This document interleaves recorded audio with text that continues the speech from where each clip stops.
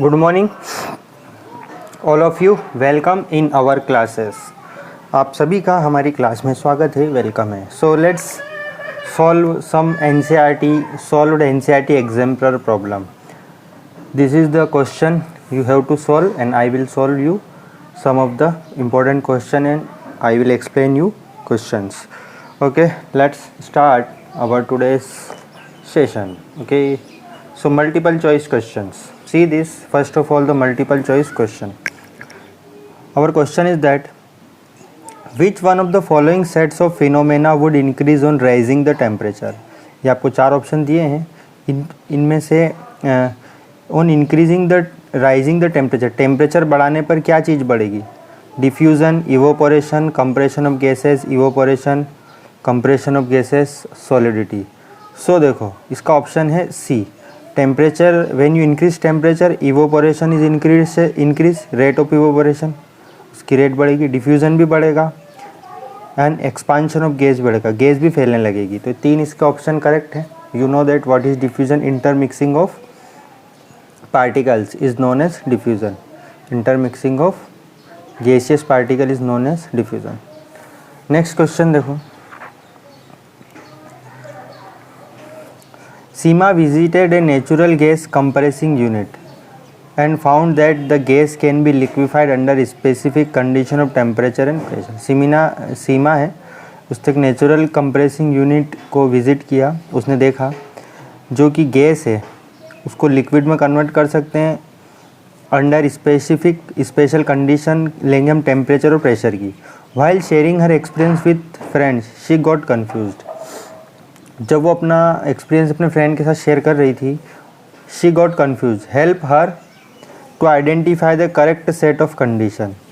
उसको आप उसकी मदद करें करेक्ट सेट ऑफ कंडीशन बताने में। First of all low temperature low pressure, high temperature low pressure, low temperature high pressure, high temperature and high pressure. तो देखो गैस को लिक्विड में कन्वर्ट करने के लिए किसकी ज़रूरत है? Low temperature and high pressure की। तो देखो लो टेम्परेचर किस में? Low temperature and high pressure. When gas is converted into liquid, gas liquid में कब कन्वर्ट होती है? जब टेम्परेचर कम रखना पड़ता है हमको और प्रेशर बढ़ाना पड़ता है, तो गैस को हम कन्वर्ट कर सकते हैं। तो इसका ऑप्शन है C, C this. Next question, C. The property to flow is unique to fluids.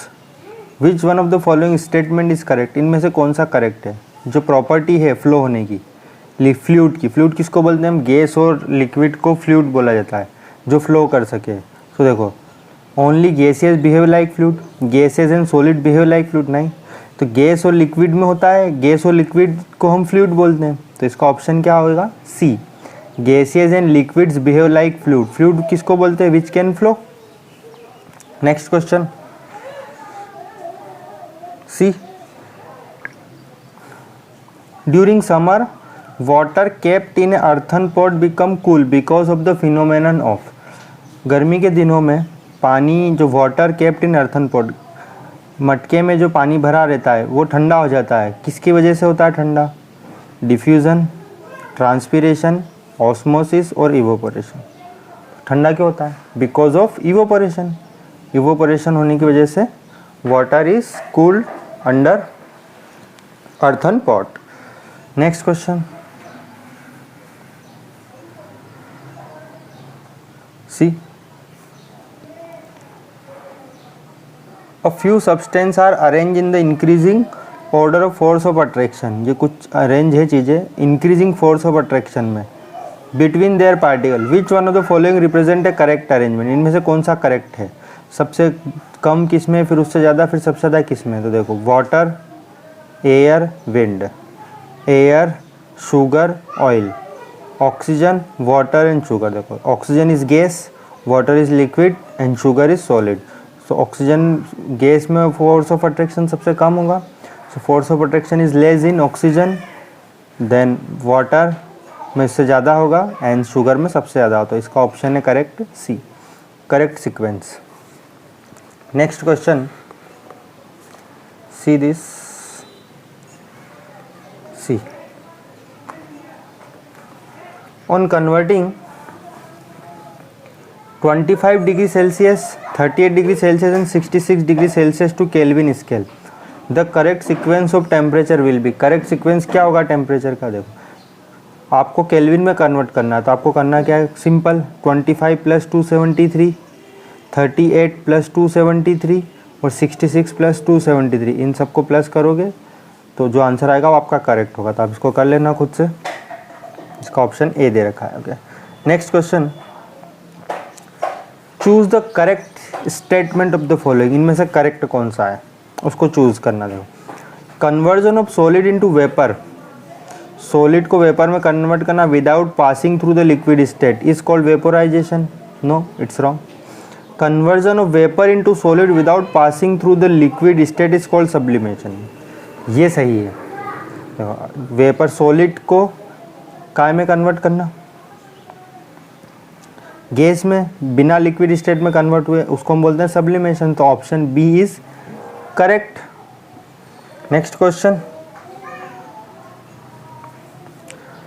C this, the boiling point of diethyl ether, ये केमिकल का नाम है। The boiling point of diethyl ether, acetone is a chemical and n butyl alcohol, ये सब chemical के नाम है।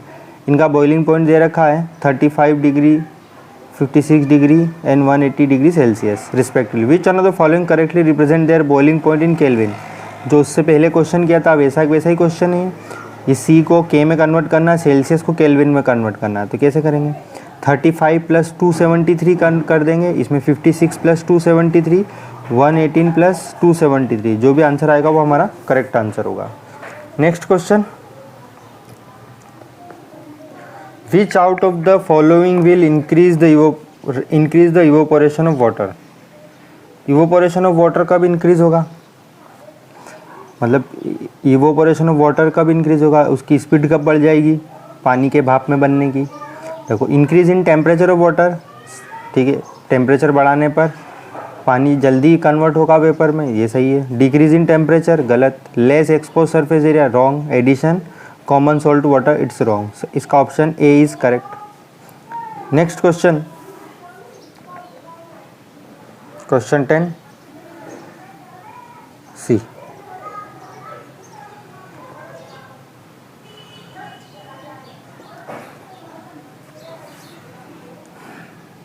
इन which of the following condition, ये कुछ कंडीशन दे रखी है, the distance between the molecule of hydrogen gas would increase.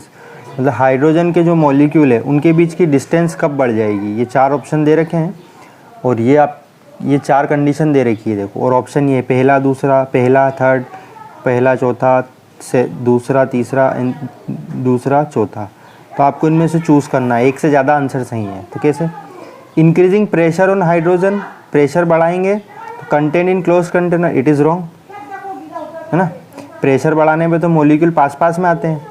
Some hydrogen gas leaking out of the container, अगर कुछ हाइड्रोजन गैस कंटेनर में से बाहर चली जाए, है ना, तो ये सही है। अगर ज़्यादा गैस है, जैसे एक कमरे में अगर ज़्यादा लोग बंद है और कुछ बाहर निकल जाए तो उनके बीच की गैप बढ़ सकती है, तो ये दूसरा सही है। थर्ड पढ़ो, increase the volume of the container, जगह बढ़ा दे, मतलब एक छोटा कमरा है उसमें 10 लोग हैं और एक बड़ा कमरा है उसमें 10 लोग हैं, तो जगह ज़्यादा होने पर उनके बीच की गैप भी ज़्यादा बढ़ सकती है, तो वॉल्यूम बढ़ेगी। So increase the volume of the container of the hydrogen, दूसरा भी सही है, तीसरा भी सही है। चौथा पढ़ो, adding more hydrogen gas to the container, उसमें और हाइड्रोजन गैस डाल दे, और डाल देंगे तो गैप कम हो जाएगी उनके बीच की, तो ये चौथा गलत है। तो इसका सही ऑप्शन क्या है? दूसरा एंड तीसरा। तो our correct answer will be C. ठीक है, next question,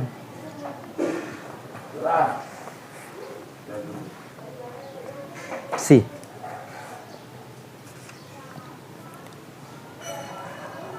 A sample of water under study was found to boil at 102 degree Celsius.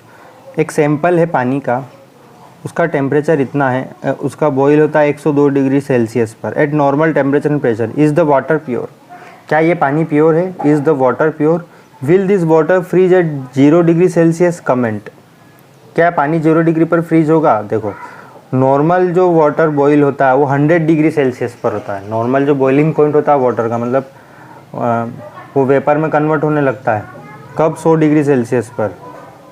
उसका बॉइलिंग पॉइंट कितना होता है, उबलने का पॉइंट कितना होता है 100 डिग्री, लेकिन यहाँ कितना दे रखा है 102 डिग्री दे रखा है, मतलब वो पानी प्योर नहीं है, वो पानी प्योर नहीं है, तभी वो 100 से 102 पर हो रहा है। जब वो 102 पर बॉईल हो रहा है तो फ्रिज कितने पर होगा, फ्रिज भी 0 डिग्री पर नहीं होगा, है ना।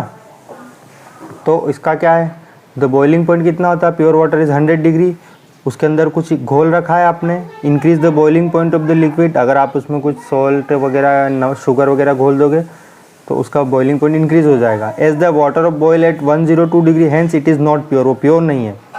Impurity does not affect the freezing point, impurity से उसमें फ्रीजिंग पॉइंट पे अफेक्ट नहीं होगा, hence the given sample of water will freeze at 0 degree Celsius. Next question C,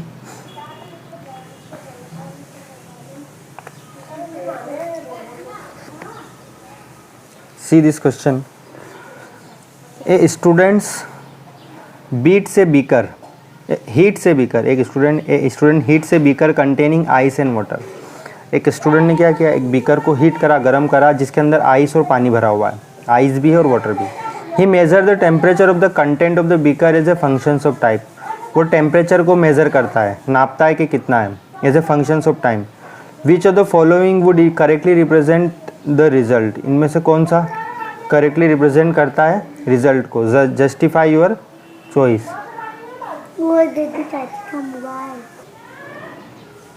so which of the following would correctly represent the result, justify your result. यहाँ पर ये 4 graph दे रखे हैं, इनमें से कौन सा करेक्ट है, मतलब हीट कर रहा है एंड आइस एंड वाटर है, so he measure the temperature. So see this 4 diagram. First देखो, ये देखो, ये टाइम दे रखा है, इधर टेम्परेचर दे रखा है, ये 0 से 100 डिग्री तक ऊपर की तरफ टेम्परेचर बढ़ रहा है, इधर टाइम बढ़ रहा है, इस तरफ टाइम इंक्रीज़ हो रहा है, ऊपर टेम्परेचर बढ़ रहा है। देखो ये ग्राफ फर्स्ट ऐसा जा रहा है, मतलब टाइम के साथ में टेम्परेचर भी बढ़ रहा है, फिर ये सीधी लाइन आ गई है, मतलब टाइम तो बढ़ रहा है लेकिन टेम्परेचर नहीं बढ़ रहा है। ये सीधी लाइन का मतलब है, देखो इस तरफ जाएंगे टाइम बढ़ रहा है, इस तरफ 100 ही है, इधर यहाँ से यहाँ तक 100 है, ये गलत है, ऐसा नहीं हो सकता, क्योंकि जो टेम्परेचर है वो बढ़ता नहीं है लेटेंट ऑफ हीट की वजह से। देखो पहले 100 डिग्री ही रहेगा, फिर 100 से नीचे आ रहा है, कम हो रहा है, ये भी गलत है, फिर 100 पे है, पहले 100 में नहीं हो सकता टेम्परेचर, क्योंकि आइस और वाटर 100 डिग्री पर नहीं हो सकते, आइस और वाटर 0 डिग्री पर हो सकते, तो शुरुआत में 100 डिग्री टेम्परेचर तो हो ही नहीं सकता। 100 से नीचे, ये भी गलत है। ये देखो आइस और वाटर जब आप किसी बीकर में रखोगे तो क्या होगा, उसका टेम्परेचर स्टार्टिंग में 0 डिग्री ही रहेगा, थोड़े टाइम तक वो 0 रहेगा जब तक कि पूरी बर्फ़ ना पिघल जाए। सो ऑल ऑफ द बर्फ़ थोड़े समय तक तो 0 रहेगा, जब पूरी बर्फ़ पिघल जाएगी तो धीरे धीरे टेम्परेचर इंक्रीज़ होने लगेगा। ये वाला डायग्राम देखो, ये स्टार्टिंग में टेम्परेचर 0 ही रहेगा, देखो 0 पे सीधी लाइन आ रही है, मतलब टेम्परेचर इंक्रीज़ नहीं हो रहा है, फिर वो धीरे धीरे टेम्परेचर इंक्रीज़ होने लगेगा। So first temperature is not increase, it is constant, and after when all the ice is converted into water then temperature is increasing slowly, धीरे धीरे बढ़ेगा। so this is our correct answer because of latent heat of fusion when all ice melts and the temperature of the content start rising, hence figure D represent the correct results. Next question, fill in the blank. See this, evaporation of a liquid at room temperature leads to, evaporation जब हम होता है liquid का, evaporation से कौन सा effect होता है, evaporation leads to cooling, evaporation की वजह से कौन सा इफेक्ट होता है, cooling effect. So here is cooling is सही answer. Next question, at room temperature the force of attraction between the particles of solid substance are, room temperature पर, अगर हम रूम टेम्परेचर मतलब जहाँ हम रहते हैं वो टेम्परेचर जो भी है, force of attraction between the particle of solid substance are then those which exist in the gaseous state. देखो रूम टेम्परेचर पर और गैस स्टेट में अगर हम फोर्स ऑफ अट्रैक्शन देखें तो किस में ज़्यादा होगा, जब टेम्परेचर कम होता है तो फोर्स ऑफ अट्रैक्शन ज़्यादा होता है। सो इसका आंसर आएगा स्ट्रोंगर देन दोज, स्ट्रोंगर होता है गैस स्टेट से। नेक्स्ट क्वेश्चन देखो, the arrangement of particle is less order in the, less order मतलब जिसमें कोई सिस्टमेटिक ढंग से नहीं होता है, इधर उधर पार्टिकल्स फैले हुए रहते हैं, कौन सी स्टेट होती है, gaseous state. However there is no order in the, less order in the liquid state, liquid state में कम होता है, एंड हाउएवर देयर इज कोई भी ऑर्डर नहीं होता in the gaseous state, however there is no order in the gaseous state, there is no order in the gaseous state. Next देखो C, C is the change of gaseous state directly to solid state, gaseous state से solid state में convert होना without going through the liquid state, gas से solid में convert होने की process को क्या बोलते हैं हम, सब्लिमेशन। जब when solid converted into gas और गैस कन्वर्टेड इनटू सॉलिड, उल्टा भी हो सकता है, तो उसको हम बोलते हैं सब्लिमेशन, जिसमें लिक्विड स्टेट नहीं आती है। तो लिक्विड स्टेट इसमें आएगा सब्लिमेशन, इसमें आएगा लिक्विड। नेक्स्ट क्वेश्चन,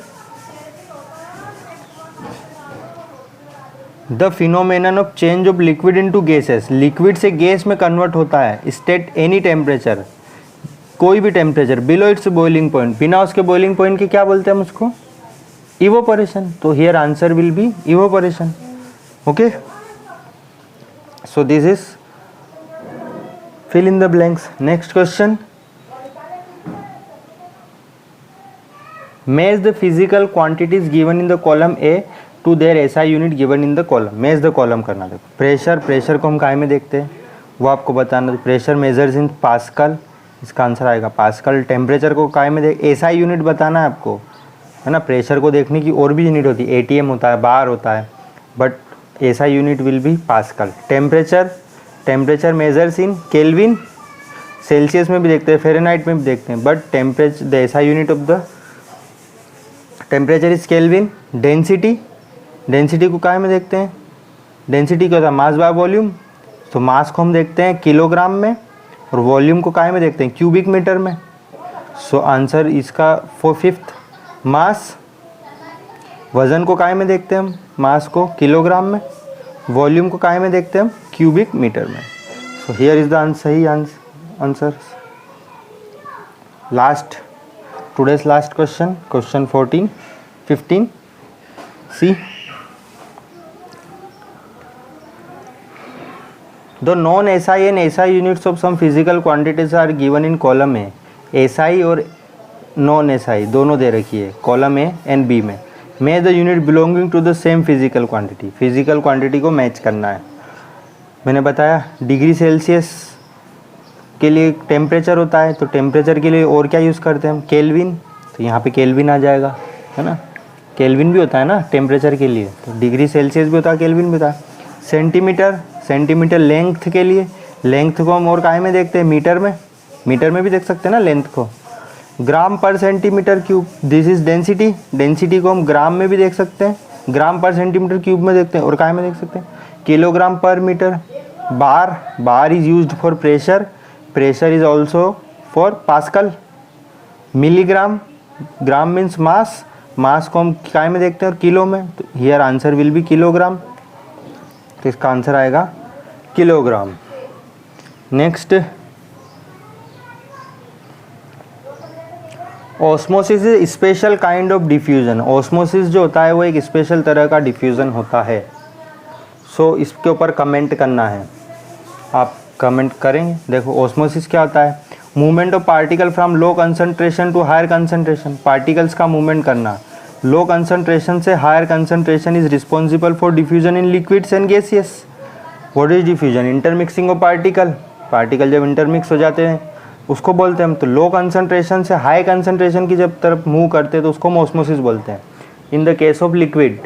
और इसमें the particle move from the low concentration to high concentration to the semi permeable membrane. इसमें क्या दिक्कत है, इसमें इसकी स्पेशल बात क्या है ऑस्मोसिस की, इसमें एक सेमी परमिएबल मेम्ब्रेन की ज़रूरत पड़ती है। सेमी परमिएबल मेम्ब्रेन मीन्स जो कुछ चीज़ों को तो अंदर बाहर जाने देती है लेकिन सभी चीज़ों को नहीं जाने दी, मतलब इसमें सॉल्वेंट के मॉलिक्यूल तो जा सकते हैं, बाकी दूसरी चीज़ें नहीं जा सकती। जैसे आपने नमक और पानी को डाल रखा है, सॉल्ट एंड वाटर है, तो उसमें वाटर तो आर पार जा सकता है उसके मेम्ब्रेन के थ्रू, लेकिन उसमें से सॉल्ट आर पार नहीं जा सकता। समझ में आ रहा है, सिर्फ पानी के मॉलिक्यूल ही मूवमेंट कर सकते हैं लो कंसंट्रेशन से हाई कंसंट्रेशन की तरफ। This happen because of diffusion, hence ये सिर्फ डिफ्यूजन की वजह से होता है। Hence osmosis is a called a special kind of diffusion, इसको हम स्पेशल काइंड ऑफ डिफ्यूजन ही बोलेंगे।